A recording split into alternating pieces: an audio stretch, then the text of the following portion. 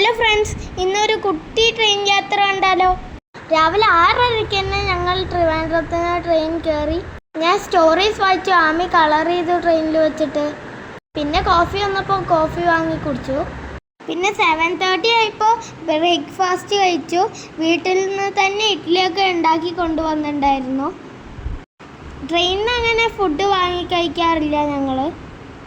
പിന്നെ ഞങ്ങളൊന്ന് കിടന്നുറങ്ങി നീച്ചു. പിന്നെ ആമയുടെ കൂടെ ഫോൺ കാണാൻ തുടങ്ങി.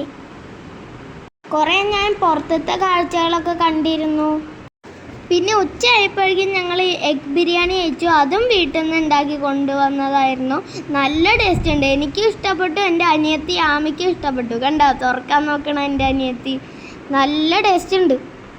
പിന്നെ കുറച്ച് കഴിഞ്ഞപ്പോൾ ഞങ്ങൾ നാരങ്ങ മിഠായും ഇഞ്ചി മിഠായും കടല കൂടിയും കഴിച്ചു. കോയമ്പത്തൂരിലേക്കാണ് നമ്മുടെ യാത്ര. അപ്പോൾ എത്തി. ബൈ.